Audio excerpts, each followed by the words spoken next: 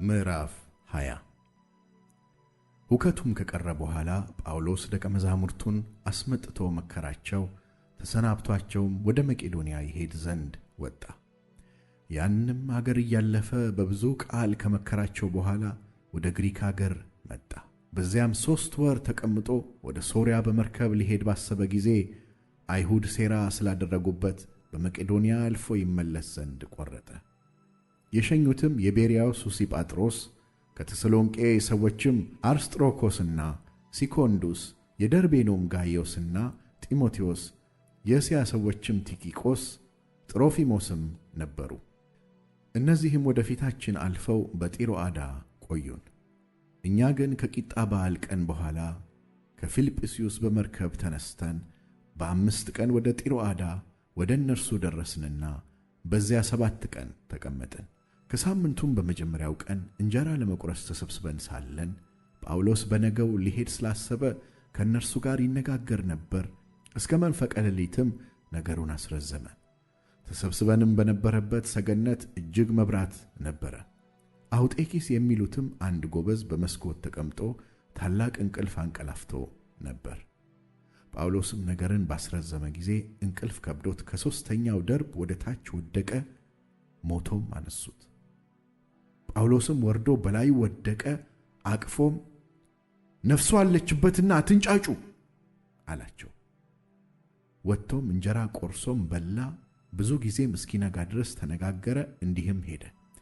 ብላቴናውንም ደህና ሆኖ ወሰዱት፣ እጅግም ተጽናኑ። እኛ ግን ጳውሎስን ከዚያ እንቀበለው ዘንድ ስላለን ወደ መርከብ ቀድመን ሄድንና ወደ አሶን ተነሳን። እርሱ በመሬት ይሄድ ዘንድ ስላሰበ እንደዚህ አዞ ነበርና። በአሶንም ባገኘን ጊዜ ተቀብለነው ወደ ሚጢሊኒ መጣን። በማግስቱም ከዚያ በባሕር ተነስተን በኪዩ ፊት ለፊት ደረስን። በነገውም ወደ ሳሞን ተሻገርን። በትሮጊሊዮም አድርገን በማግስቱ ወደ ሚሊጢን መጣን።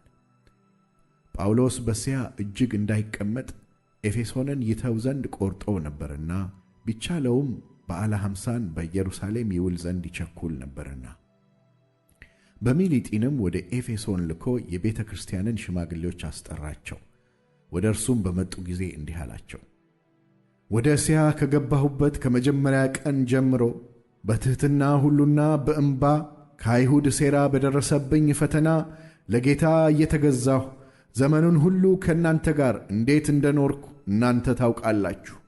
ወደ እግዚአብሔር ዘንድ ንስሐንና በጌታችን በኢየሱስ ክርስቶስ ማመንን ለአይሁድና ለግሪክ ሰዎች እየመሰከርኩ በጉባኤም በየቤታችሁም አወራሁላችሁና አስተማርኳችሁ እንጂ ከሚጠቅማችሁ ነገር አንዳች ስንኳ አላስቀረሁባችሁ። አሁንም እነሆ እኔ በመንፈስ ታስሬ ወደ ኢየሩሳሌም እሄዳለሁ።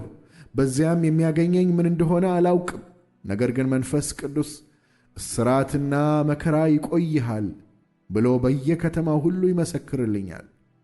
ነገር ግን ሩጫዬንና ከጌታ ከኢየሱስ ክርስቶስ የተቀበልኩትን አገልግሎት እርሱም የእግዚአብሔርን ጸጋ ወንጌል መመስከር እፈጽም ዘንድ ነፍሴን በእኔ ዘንድ እንደማትከብር እንደ ከንቱ ነገር እቈጥራለሁ። አሁንም እነሆ እኔ የእግዚአብሔርን መንግሥት እየሰበክሁ በመካከላችሁ የዞርኩ ሁላችሁ ከእንግዲህ ወዲህ ፊቴን እንዳታዩ አውቃለሁ። ስለዚህ እኔ ከሰው ሁሉ ደም ንጹሕ እንደሆንኩ ዛሬ በዚህች ቀን መሰክርላችኋለሁ። የእግዚአብሔርን ምክር ሁሉ ነግሬያችኋለሁና ምንም አላስቀረሁባችሁም።